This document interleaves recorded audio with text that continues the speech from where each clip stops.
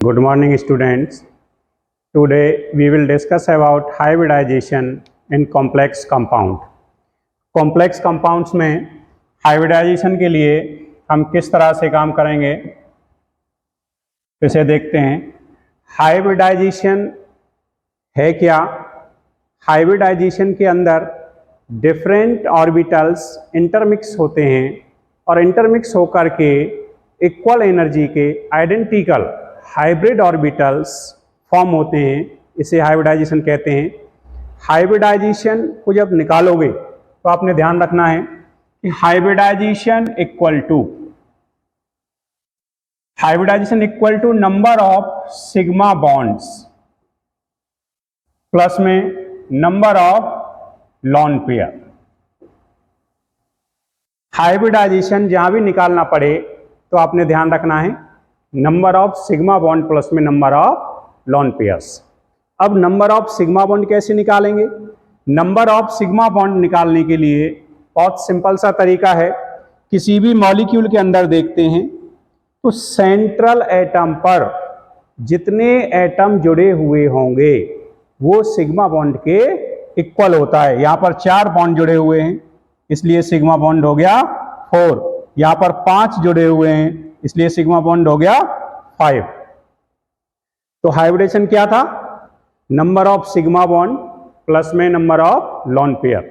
Number of sigma bond equal to होता है number of atoms attached with central atom.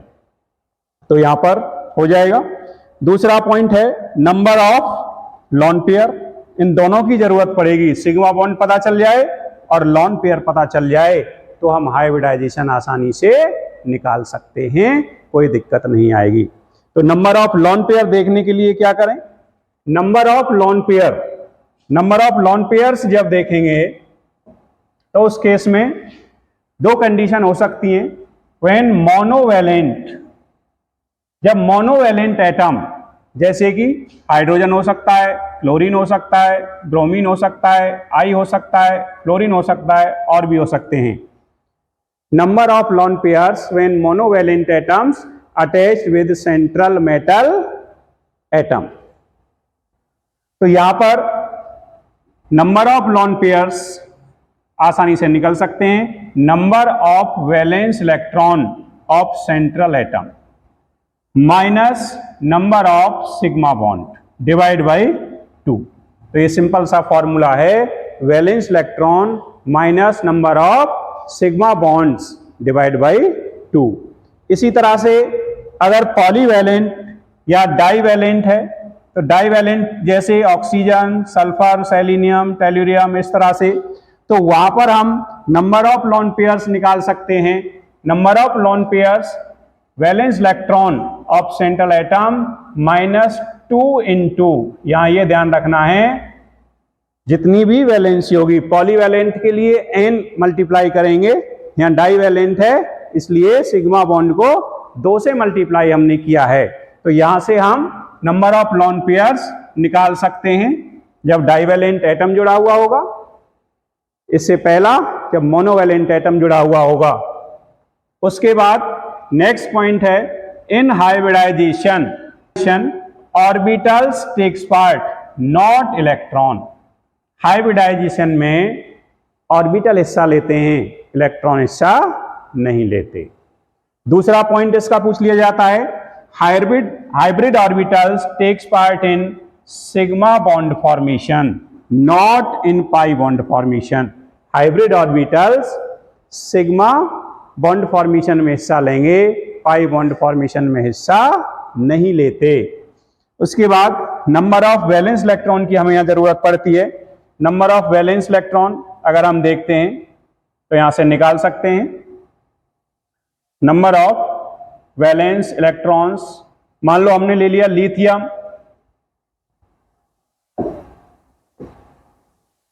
पूरा group, जब हम ग्रुप में चलेंगे तो वैलेंस इलेक्ट्रॉन ये रहेंगे। Valence shell electronic configuration, valence electronic configuration ये रहेगी। जब हम सेकेंड ग्रुप में चलेंगे वैलेंस इलेक्ट्रॉन 2 रहेगा, कॉन्फ़िगरेशन ये रहेगी। बोरॉन फैमिली के अंदर 3 रहेगा। काशी गए संत प्रभु, काशी गए संत प्रभु कार्बन फैमिली में ये रहेगा, ये वैलेंस शेल इलेक्ट्रॉनिक कॉन्फ़िगरेशन रहेगी। नया पुराना आज सब बिकेगा, nitrogen, phosphorus, arsenic, antimony, bismuth, इनमें 5 इलेक्ट्रॉन रहेंगे। ओ स्टाइल से टीपो, ऑक्सीजन, सल्फर, सेलेनियम, टेल्यूरियम, इसमें 6 रहेंगे। फूलों की variety, fluorine, chlorine, bromine, iodine, astatine, इसमें 7 रहेंगे। हेमा, नेहा और करीना, जीनियस, रेटो, तो इसमें 8 रहेंगे। जीनोन की यहाँ पर जरूरत पड़ेगी। तो यहाँ से वैलेंस शेल के इलेक्ट्रॉनिक कॉन्फ़िगरेशन और वैलेंस इलेक्ट्रॉन की हमें यहाँ जरूरत पड़ेगी नंबर ऑफ लोन पेयर निकालते समय। तो उस समय हमें यहाँ से देख लेना है। उसके बाद अगर हम आगे चलें, case first, hydrocarbon. Hydrocarbon, hydrocarbon में देखना है कि generally number of lone pairs generally 0, इसलिए हाइब्रिडाइजेशन इक्वल टू हो जाती है number of sigma bond. Sigma bond से निकालेंगे। अब मान लो एग्जांपल हमने ले लिया C2H6, इसमें अगर हम देखते हैं तो इस कार्बन को जब देखेंगे, इस कार्बन पर हमारे पास 4 सिग्मा बॉन्ड हैं। तो नंबर ऑफ सिग्मा बॉन्ड के इक्वल ऑर्बिटल हिस्सा लेंगे। कितने ऑर्बिटल हो गए? 4 ऑर्बिटल हो गए। तो हाइब्रिडेशन क्या हो जाएगी? एक S और 3 P, sp3। तो इसलिए sp3 हाइब्रिडाइजेशन हो जाएगी। एक S हो जाएगा, 3 P हो जाएंगे। नेक्स्ट एग्जांपल अगर हम देखते हैं तो यहां पर 3 सिग्मा बॉन्ड हैं और एक पाई बॉन्ड है। तो 3 ऑर्बिटल्स हिस्सा लेंगे। कितने ऑर्बिटल्स होंगे? 3 ऑर्बिटल्स। 3 ऑर्बिटल्स हिस्सा लेंगे तो एक S और 2 P, sp2 हाइब्रिडाइजेशन हो जाएगी। और आगे हम एग्जांपल देखते हैं। मान लो एसिटिलीन ले लिया, जिसका कॉमन नेम एसिटिलीन होता है, ये जरूरत पड़ेगी आपको। यहां पर अगर देखें तो यहां पर 2 सिग्मा बॉन्ड हैं, 2 ऑर्बिटल हिस्सा लेंगे, एक S और एक P, इसलिए हाइब्रिडेशन हो जाएगी sp। तो ध्यान रखना, in case of hydrocarbon hybridization equal to number of sigma bond. उस कार्बन पर सिग्मा बॉन्ड का नंबर आपने कैलकुलेट करना है, निकाल लेना है, और उससे हाइब्रिड ऑर्बिटल का पता चल जाएगा। उतने ही नंबर के हाइब्रिड ऑर्बिटल हिस्सा लेंगे और हाइब्रिडाइजेशन निकल जाएगी। तो तुम्हारा ये PYQ है। नीट और जी मेंस में क्वेश्चन आया हुआ है। क्वेश्चन पूछ लिया कि C1, C3, C5 रेस्पेक्टिवली इनका हाइब्रिडाइजेशन बताओ। हाइब्रिडाइजेशन C1, C2 और C1, C3, C5। तो यहां पर 2 कॉन्सेप्ट एक ही क्वेश्चन में उन्होंने पूछ लिए। पहले तो तुम लोगों को IUPAC के अकॉर्डिंग उसकी नंबरिंग देनी आनी चाहिए। उसके बाद आपको पता चलेगा कि C1 क्या है, C2 के, C3 क्या है, C4 क्या है, C5 क्या है। तो यहां पर अगर हम देखते हैं तो यहां पर नंबरिंग यहां से तुम्हें देनी है, तो इस तरह से ऑप्शन आ जाएंगे। नंबरिंग 1, 2, 3, 4, 5 नंबरिंग दोगे। तो इस नंबरिंग के अकॉर्डिंग, यानी इस कार्बन के लिए, इस कार्बन के लिए और इस वाले कार्बन के लिए आप लोगों को हाइब्रिडाइजेशन पूछी हुई है। तो किस तरह से इसे निकालोगे? यहां दिया हुआ है कि इस कार्बन पर 1 पे देखते हैं तो कितने 2 orbital, 2 orbital sigma bond sp हो गया। थर्ड कार्बन पर देखते हैं 3, और 5th पे देखते हैं 4 हो जाएंगे। तो इसलिए जो हाइब्रिडाइजेशन का सीक्वेंस बनेगा, रेस्पेक्टिवली पूछा हुआ है sp, sp2, sp3। तो ये पूछा हुआ क्वेश्चन है और कई बार इस तरह का आ सकता है। कई जगह बॉन्ड से समझा देते हैं कि भाई सिंगल बॉन्ड में sp3 होगी, डबल बॉन्ड में sp2 होगी, ट्रिपल बॉन्ड में p रहेगी। तो कई केसेज में बच्चा कंफ्यूज हो जाता है। मान लो ये कंडीशन आ जाती है तो यहाँ पे तो ये होना चाहिए, जबकि इस कार्बन पर होती है sp सिग्मा सिग्मा, तो यहाँ पर ये कॉन्सेप्ट गलत हो जाता है। तो इसलिए ध्यान रखना, डबल बॉन्ड सिंगल बॉन्ड या ट्रिपल बॉन्ड से ना करके नंबर ऑफ सिग्मा बॉन्ड से आपको निकालना है। आगे चलते हैं, mono case second. Case second हमारा हो गया मोनोवैलेंट एटम। मोनोवैलेंट एटम्स जुड़े हुए हैं सेंट्रल एटम के साथ। मोनोवैलेंट एटम सेंट्रल एटम के साथ जुड़ा हुआ है। तो उस समय आप लोगों ने क्या ध्यान रखना है, उस समय number of sigma bond plus में लॉन पेयर। यहां पर अगर हम देखते हैं नंबर ऑफ सिग्मा बॉन्ड कितने हो जाएंगे, 4 दिखाई दे रहा है साफ, 3 2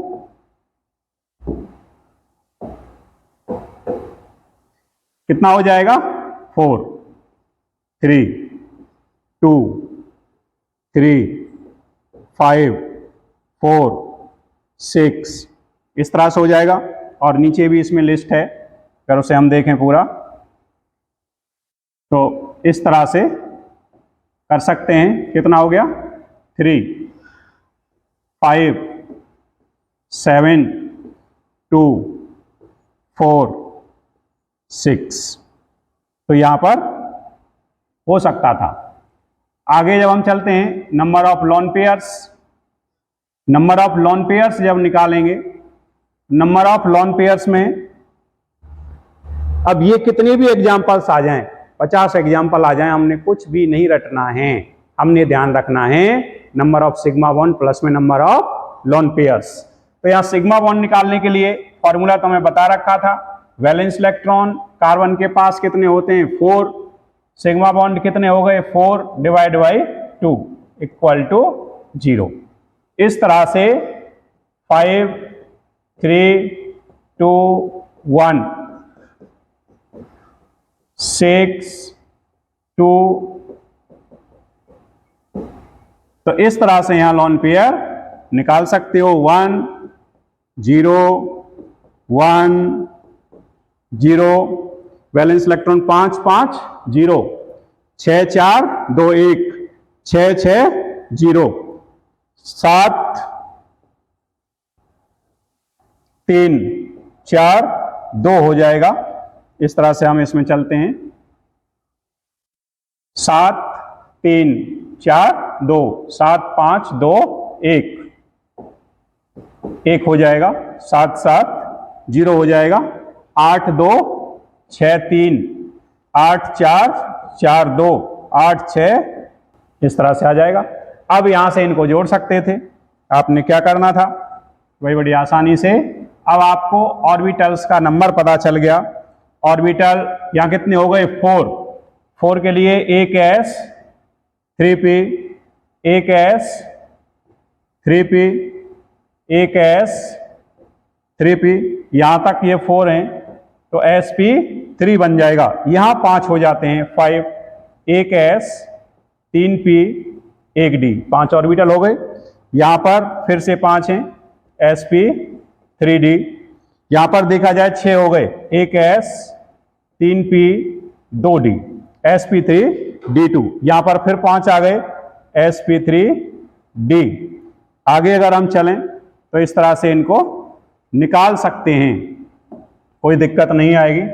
यहां पर 6 हो गए sp3d2, 7 sp3d3, 5 sp3d, 6 sp3d2, फिर से 7 sp3d3।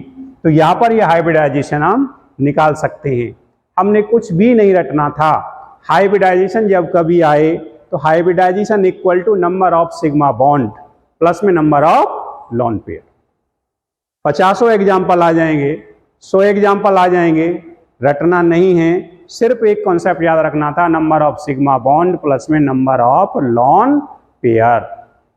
ऑर्बिटल्स का नंबर पता चल जाएगा, उससे हम हाइब्रिडाइजेशन निकाल सकते हैं। Next case, monovalent atom in central ion, central ion के अंदर मोनोवैलेंट एटम। अब यहां पर पॉजिटिव और नेगेटिव, तो इसमें ध्यान रखना है, पॉजिटिव नेगेटिव में ध्यान क्या रखेंगे कि अगर पॉजिटिव है it means loss of electron of central atom, one positive one electron loss, two positive two electron loss, three positive three electron loss. जितना पॉजिटिव होगा उतने ही सेंट्रल एटम में से इलेक्ट्रॉन कम कर दोगे, घटा दोगे। नेगेटिव आ सकता है, नेगेटिव वाला अगर देखें, negative it means gain of electron, gain of electrons. One negative है, वन इलेक्ट्रॉन ऐड कर लिया, वन इलेक्ट्रॉन गेन कर लिया। टू नेगेटिव है, टू इलेक्ट्रॉन ऐड कर लिया। थ्री नेगेटिव है, थ्री इलेक्ट्रॉन गेन कर लिया। तो ध्यान रखना है, जब आयन आ रहा है, अगर पॉजिटिव आयन है तो इलेक्ट्रॉन सेंट्रल एटम में से कम कर देना है, अगर नेगेटिव आयन है तो आपने सेंट्रल एटम यानी जो बैलेंस इलेक्ट्रॉन हम काउंट करते हैं उसमें ऐड हो जाएगा। किस तरह से ऐड हो जाएगा तो देखते हैं। अब हम यहां पर कर रहे थे मोनोवैलेंट एटम्स अटैच्ड इन सेंट्रल आयन। तो यहां पर अगर हम देखें, सिग्मा बॉन्ड पता है सभी को, कितने आ जाएंगे यहां पर, 3 4 3 2 4 4 इस तरह से आ जाता है। तो यहां पर लॉन पेयर निकालना है। कार्बन के पास वैलेंस इलेक्ट्रॉन होते हैं 4 में से एक पॉजिटिव एक चला गया, कितने रह गए 3, 3 - 3 यानी 0। ऑक्सीजन के पास होते हैं 6 में से एक चला गया 5 में से 3 जाएंगे 1। तो इस तरह से यहां निकाल सकते थे। नाइट्रोजन 5 4 रह गए 0 हो गया। कार्बन 4 होते हैं, अब 4 1 ऐड हो गया 5, तो यहां पर -3 1 इस तरह से 1 आ जाएगा। NH2 2 आ जाएगा। यहां पर 2 होते हैं, 2 ऐड हो गए 4 - 4 0 हो गया। 3 + 1 4 0 हो गया। तो अब ऑर्बिटल कितने हो गए 3, sp2 हो गया, sp3 हो गया, sp3 4 ऑर्बिटल, sp3 4 ऑर्बिटल, यहां पर भी sp3। तो sp3 ये सारे केस sp3 के आ गए। तो इस तरह से यहां हम कर सकते थे। यहां से कई बार क्वेश्चन पूछा गया है इस वाली सिचुएशन में से, तो PYQ और अच्छा क्वेश्चन भी है, तो इसे देख सकते हैं। क्वेश्चन ये है, आपको दे दिया जाए I3 नेगेटिव या दे दिया जाए Cl3 नेगेटिव, तो आपने इसको I2 नेगेटिव मानना है या Cl2 नेगेटिव मानना है। तो यहां पर सिग्मा बॉन्ड कितने हो गए 2, लॉन पेयर कितनी हो जाएंगी I 7 और 1 8, तो 8 में से 2 जाएंगे तो कितना आ जाएगा 3, यानी 5 हो गए, 1 S 3 P 1 D। इस तरह से हाइब्रिडाइजेशन निकाल लिए और ये बहुत पूछा जाता है क्वेश्चन, PYQ में आया हुआ क्वेश्चन है। कुछ भी नहीं करना था, सेम सिचुएशन है दोनों में, यही कंडीशन रहेगी। एक सेंट्रल एटम मान लेंगे, 2 सब एटम मान लेंगे, सिग्मा बॉन्ड 2 हो जाएंगे। वैलेंस इलेक्ट्रॉन 7 होते हैं, एक नेगेटिव है 8 हो गए, 8 - 2 6 / 2 3 लॉन पेयर आ जाएंगे। तो इस तरह से नंबर ऑफ लॉन पेयर भी पूछा जा सकता है और नंबर ऑफ बॉन्ड पेयर भी पूछा जा सकता है। तो ये क्वेश्चन इंपॉर्टेंट हो जाता है, यहां से ये पूछा जाता है। आगे हम चलते हैं, डाइवैलेंट एटम। अब क्वेश्चन आ गया, डाइवैलेंट एटम यहां पर जुड़ा हुआ है। Divalent atom such as oxygen हो सकता है, सल्फर, सेलेरियम, तो इस तरह से हो सकते हैं। डाई सिग्मा बॉन्ड सेम उसी सिचुएशन में हमने लिखना है। सिग्मा बॉन्ड कितना हो जाएगा, 2 हो जाएगा, 3 हो जाएगा, 2 हो जाएगा, 3 हो जाएगा, 4 हो जाएगा।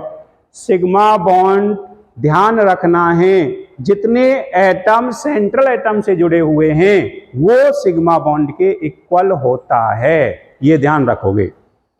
नंबर ऑफ लोन पेयर आसानी से निकाल सकते हो। कार्बन वैलेंस इलेक्ट्रॉन इसके पास कितना होता है, 4 होता है। 4 माइनस 2 इंटू 2 जीरो आ जाएगा, और जीरो आते ही 2 ऑर्बिटल हिस्सा लेंगे, एक एस एक पी, sp हो जाएगा। SO3 में देखते हैं, SO3 में अगर हम देखें 6 minus 2 into 3 divide by 2, zero आ जाएगा, sp2, एक s और 2 p ऑर्बिटल हिस्सा लेंगे। यहां अगर हम देखते हैं तो इसमें हो जाएगा, तो इसमें क्या हो जाएगा, एक लोन पेयर यहां पे आ जाती है। 6 minus 2 into 2 divide by 2 equal to 1। तो यहां पर 3 ऑर्बिटल हिस्सा लेते हैं, एक एस 2 पी। यहां पर अगर देखिए जीनोन, जीनोन के अंदर एक लोन पेयर और यहां पर 0 लोन पेयर आ जाएगी। 8 माइनस 2 इंटू 3 डिवाइड बाई 2, और यहां पर 8 minus 2 into 4 divide by 2, zero इस तरह से आ जाता है। तो यहाँ 4 आ गए, तो 4 ऑर्बिटल हिस्सा लेंगे, एक एस और 3 पी। तो इस तरह से अगर डाइवैलेंट आ जाए तो ध्यान रखना, नंबर ऑफ सिग्मा बॉन्ड तो जितने एटम जुड़े हैं वो रहेंगे, और लॉन पेयर निकालते समय 2 से मल्टीप्लाई करना है सिग्मा बॉन्ड को, ये मिस्टेक ना हो। इसके बाद ये हो जाएगा। अगला अगर हम इसमें देखते हैं, इसमें देखें अगर divalent atoms attached with central ion, अब इस डाइवैलेंट एटम जब जुड़ा हुआ होगा इस पे भी आयन आ सकता है। यहां भी ध्यान रखना है, अगर पॉजिटिव आ रहा है लॉस ऑफ इलेक्ट्रॉन हो जाएगा, नेगेटिव आ रहा है गेन ऑफ इलेक्ट्रॉन हो जाएगा। तो इस चीज को देखें। Sigma bond no problem, number of atoms 3 3 4 4 3 2, तो यहां कितना आ गया, 3 आ गया, 3 आ गया, 4 आ गया, 4 आ गया, 3 आ गया, 2 आ गया। तो यहां कोई दिक्कत नहीं होनी चाहिए। तो यहां पर जब लॉन पेयर आप लोग निकालते हो, लॉन पेयर में ध्यान रखेंगे, कार्बन के पास कितना वैलेंस इलेक्ट्रॉन था, 4, और 2 ये माइनस का हो गया इसका, तो कितना हो गया, 6। 4 उसके पास वैलेंस इलेक्ट्रॉन था और 2 नेगेटिव का गेन हो गया, तो टोटल हो गया 6। तो 6 माइनस 2 इंटू 6, 2 इंटू 3, 2 इंटू 3, तो इसको करेंगे तो ये आ जाएगा 0। SO3 तो यहां पर आ जाएगा 1, SO4 0, यहां पर देख सकते हो 8, 2 इंटू 3 डिवाइड बाई 2 1। यहां पर हम अगर करते हैं तो ये आ जाएगा 4, यहां पर 5 प्लस 3 8 माइनस 2 इंटू 4 8, तो यहां पर आ जाएगा 0। यहां देखते हैं 0, यहां पर देखते हैं 5 और 1 6, 2 1 लोन पेयर आ जाएगा। अब आपके पास ऑर्बिटल्स का नंबर आ गया, ऑर्बिटल का नंबर जैसे ही आ जाएगा हाइब्रिडाइजेशन निकल गई।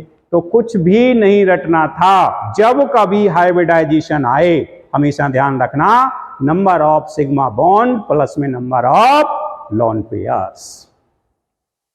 3 orbital sp2, 4 orbital sp3, 4 sp3 हो जाएगा, sp3 हो जाएगा, sp2 हो जाएगा, sp2 हो जाएगा। इस तरह से कर सकते थे। नेक्स्ट केस आ जाता है, अब यहां पर सिचुएशन आ गई, दोनों मोनोवैलेंट भी जुड़ा हुआ है और डाइवैलेंट भी जुड़ा हुआ है। मोनोवैलेंट भी जुड़ा हुआ है और डाइवैलेंट भी जुड़ा हुआ है। ऐसी सिचुएशन में क्या करना है, तो हमने ध्यान रखना है, जब मोनोवैलेंट, ये डाइवैलेंट है, ये मोनोवैलेंट है, सिग्मा बॉन्ड दोनों के ऐड हो जाएंगे, लोन पेयर निकालते समय दोनों के इलेक्ट्रॉन माइनस करोगे। तो यहां पर सिग्मा बॉन्ड कितना हो गया, 1 + 2 3, यहां पर 4, यहां पर 5, यहां पर 6, यहां पर 7, यहां पर 5। लोन पेयर निकालते समय ध्यान रखना है, जिनोन के पास 8 वैलेंस इलेक्ट्रॉन होते हैं, माइनस ऑक्सीजन का 2 + 2 / 2, इस तरह से ये आएगा। यहां पर अगर देखें 8 - 4 + 2 1, यहां पर अगर देखें वही 8 2 + 4 1, यहां पर देखेंगे 4 4 8 0 हो जाएगा, यहां पर 0 हो जाएगा, यहां पर 6 2 0 हो जाएगा। अब हमारे पास ऑर्बिटल आ गए, ऑर्बिटल आते ही हाइब्रिडेशन आ गई भाई। 5 ऑर्बिटल sp3d, sp3d, 6 हो गए, sp3d2 हो गया, फिर से sp3d2, 7 हो गए, sp3d3, और 5 हो गए sp3d। तो इस तरह से हम हाइब्रिडाइजेशन को बड़े आसान तरीके से कर सकते हैं। कोई एक्सेप्शन आ जाए या तुम लोगों से ना हो, सिर्फ एक पॉइंट ध्यान रखना, number of sigma bond plus में नंबर ऑफ लोन पेयर्स। अब इसे निकालने के बाद अगर हम आगे देखते हैं तो यहां से हम निकाल सकते थे मॉलिक्यूलर ज्योमेट्री, स्ट्रक्चर, शेप, ये सारा कुछ यहां से आ सकता है भाई। हाइब्रिडाइजेशन हम निकालनी सीख गए, hybridization, molecular geometry, electronic geometry,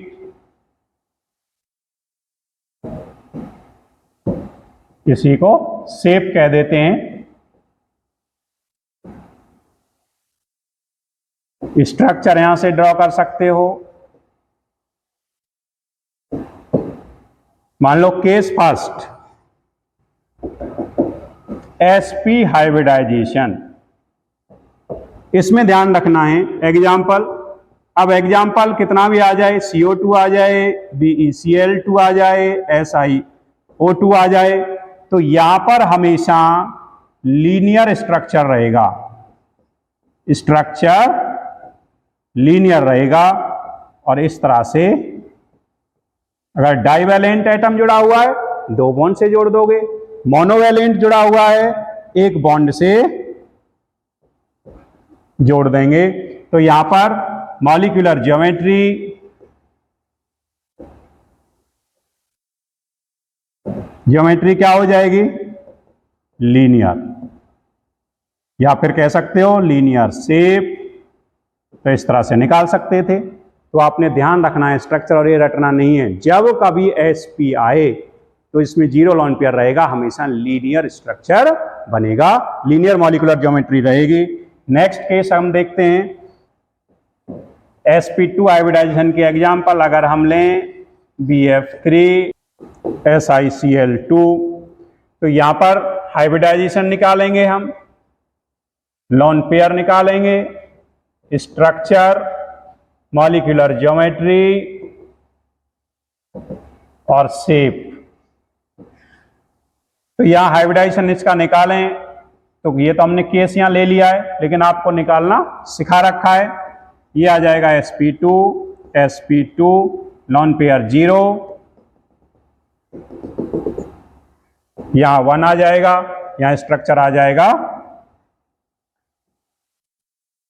trigonal planar, trigonal planar.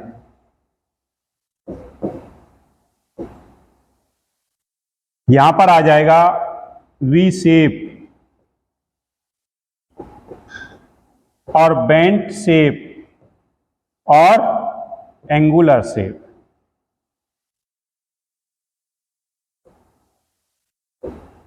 तो ध्यान रखना है, जब कभी हाइब्रिडाइजेशन sp2 आए, जीरो लोन पेयर पर ट्राइगोनल प्लेनर बनेगा। जब कभी एक लोन पेयर आए, वी शेप या बेंड शेप बनेगा। तो ये ध्यान रखना है, कुछ भी कोई एग्जाम्पल नहीं रटना, कोई मॉलिक्यूल नहीं रटना, सिर्फ ये ध्यान रखना कि जब कभी sp2 का केस हो, जीरो लोन पेयर आ जाए तो हमेशा ट्राइगोनल प्लेनर रहेगा। एक लोन पेयर आ जाए तो हमेशा वी शेप या बेंड शेप रहेगा। केस थर्ड हमने ले लिया, sp3 हाइब्रिडाइजेशन हम ले लेते हैं। sp3 के एग्जाम्पल हम ले लेते हैं CH4 NH3 H2O। हाइब्रिडाइजेशन अगर यहां पर लें, निकालनी है हमें, यहां पर केस चल रहा है तो आसानी से कर सकते हैं, तो कोई दिक्कत नहीं है। sp3 लोन पेयर,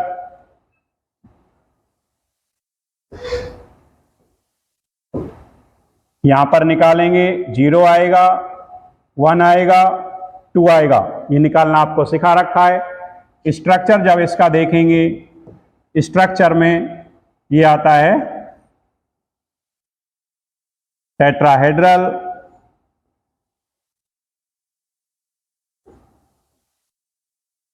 एक लोन पेयर अगर आ जाए, दो लोन पेयर आ जाए, तो ये ध्यान रखना है। मॉलिक्यूलर ज्योमेट्री और शेप क्या हो जाएगा भाई, टेट्राहेड्रल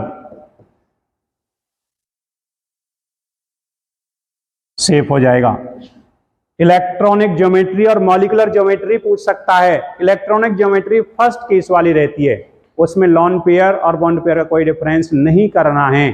जो फर्स्ट केस में ये आता है, ये इलेक्ट्रॉनिक ज्योमेट्री हमेशा रहेगी। मॉलिक्यूलर ज्योमेट्री लोन पेयर से अफेक्ट होती है, इसलिए मॉलिक्यूलर, ये शेप और ये मॉलिक्यूलर वाली लिखी जाती है। ये फर्स्ट इलेक्ट्रॉनिक होती है। जहां कहीं भी इलेक्ट्रॉनिक पूछी जाए तो हर केस में फर्स्ट वाले केस को तुमने, सभी के लिए इलेक्ट्रॉनिक वही रहती है सेम। इलेक्ट्रॉनिक चाहे 0 लोन पेयर है, चाहे 1 लोन पेयर है, चाहे 2 लोन पेयर है। यहां पर क्या हो जाएगा, यहां हो जाएगा पिरामिडल शेप, यहां पर हो जाएगा वही V shape, bend shape, angular shape.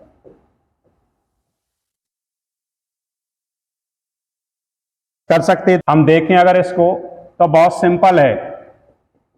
इस तरह से इनके स्ट्रक्चर ड्रॉ कर सकते थे। अगर स्ट्रक्चर ड्रॉ करने पर ये आ जाए, या फिर जीनोन आ जाता, कोई भी आ जाए, डाइवेलेंट वाला है, डाइवेलेंट वाला आ जाए, मोनोवेलेंट वाला आ जाए, CH4 आ जाए, CCl4 आ जाए, तो हमें ध्यान रखना है, एग्जाम्पल्स को हमें नहीं रटना है, हमें तो केस ध्यान रखना था कि जब कभी sp3 आए, 0 लोन पेयर हो, हमेशा टेट्राहेड्रल बनेगा। इस तरह से आ सकते हैं। अगला ये हो सकता था NH3 का बन जाता। NH3 का अगर हम देखते हैं, N लोन पेयर, इस तरह से NH3 का बन सकता था, जीनोन ट्राइऑक्साइड का बन सकता था, H2O का बना सकते हैं, H2S का बना सकते हैं,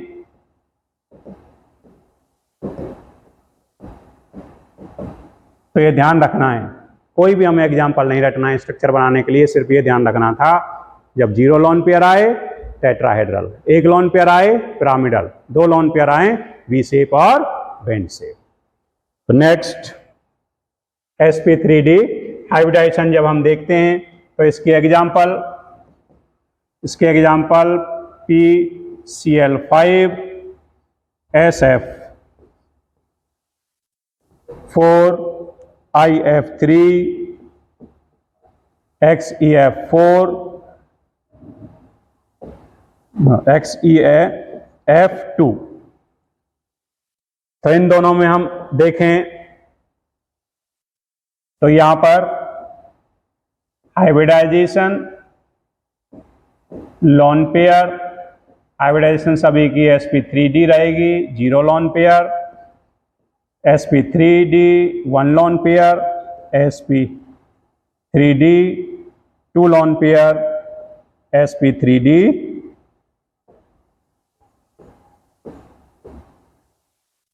3 लोन पेयर। तो इस तरह से अगर ये आता है तो हमने देखना है कि इसमें किस तरह से हम कर सकते थे, स्ट्रक्चर क्या बन जाएगा। स्ट्रक्चर अगर हम इसका देखें और मॉलिक्यूलर ज्योमेट्री और शेप क्या हो जाएगा, तो इसमें स्ट्रक्चर बन जाता है ट्राइगोनल बाइपिरामिडल।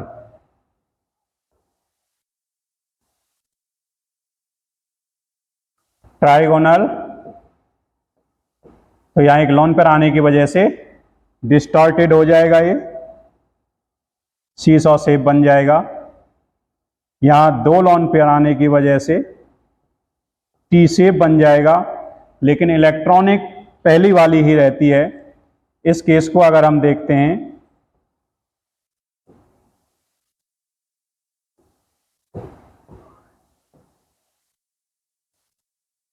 तो यहां पर लीनियर हो जाता है, इसलिए ये थोड़ा इंपॉर्टेंट PYQ में ये क्वेश्चन आ जाता है। तो यहां पर बहुत सिंपल है, इसे अगर हम देखें तो यहां पर अगर बनाते हैं, मान लो PCl5 आपने बनाना था, Cl इस तरह से, तो ये बना सकते थे इस तरह से ट्राइगोनल बाइपिरामिडल इसका हो जाएगा, ट्राइगोनल बाइपिरामिडल। इसका सीसॉ शेप हो जाएगा,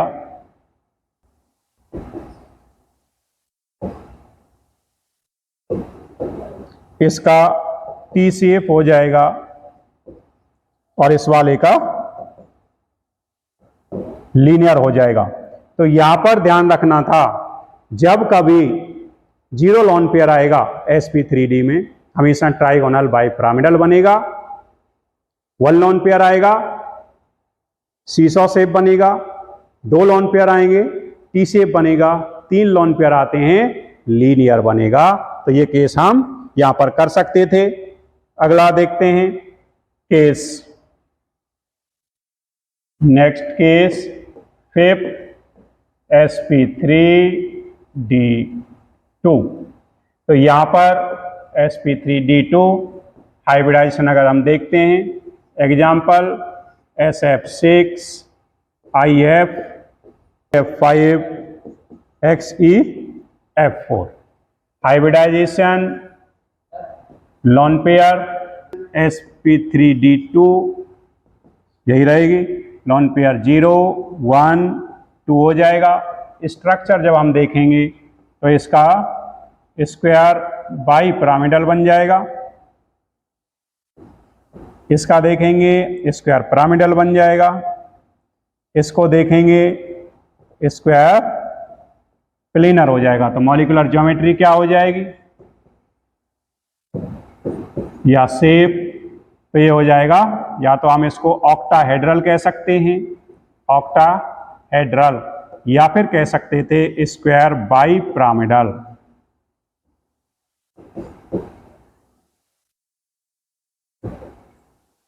यहां पर स्क्वायर पिरामिडल हो जाएगा,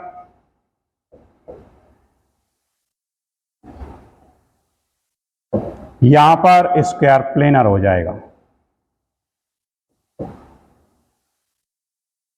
तो इस तरह से हम इसको कर सकते थे। अगर हमें इसका स्ट्रक्चर बनाना पड़े, बहुत सिंपल है, कोई भी केस याद नहीं रखना, सिर्फ केस में टाइप ध्यान रखनी है, एस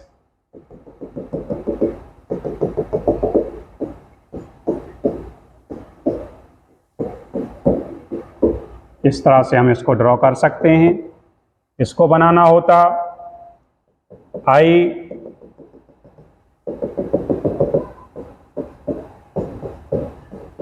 तो ये ड्रॉ हो जाएगा एक लॉन पेयर और इस तरह से हो जाएगा। XeF4 को हम करना चाहें तो ये हो जाएगा, दो लॉन पेयर हो जाएंगे। स्क्वायर प्लेनर की वजह से ये थोड़ा इंपॉर्टेंट है, पूछ लिया जाता है। अगर हम नेक्स्ट केस देखते हैं, केस 6 sp3d3 हाइब्रिडाइजेशन। तो इसमें दो ध्यान रखने हैं एग्जाम्पल, IF7 XeF6। एक बार हाइब्रिडाइजेशन अगर देखें हम तो sp3d3 आ जाएगा, sp3d3 आ जाएगा। लॉन पेयर देखते हैं 0 1 आ जाएगा। तो यहाँ पर स्ट्रक्चर अगर ड्रॉ करें तो ये पेंटागोनल बाईपिरामिडल ये बन जाएगा। इसका अगर करते हैं हम तो ये डिस्टॉर्टेड,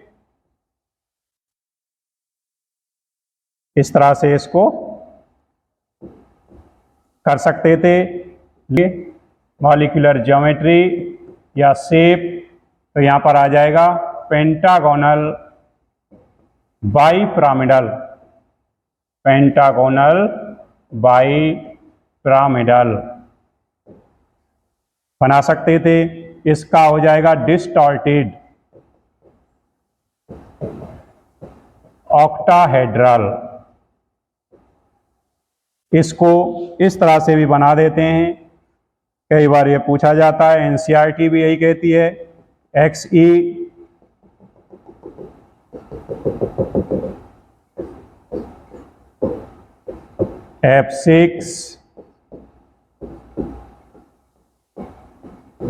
तो इस वजह से इसको डिस्टॉर्टेड ऑक्टाहेड्रल कहते हैं। तो इस टॉपिक में आप बहुत ही अच्छे से कर सकते हो। यहाँ से नीट, जी मेंस, बोर्ड, इन सभी में 2 से 3 क्वेश्चन आपको मिलेंगे। यह एक तो मिनिमम आना ही आना रहता है, कभी कभी 2 या 3 भी आ जाते हैं। तो ये ध्यान रखेंगे, बहुत इंपॉर्टेंट टॉपिक है, इसको आप ग्रिप कर सकते हो। इसमें कुछ भी नहीं रटना है, सिर्फ आपने कंसेप्चुअल चलना है। Thank you.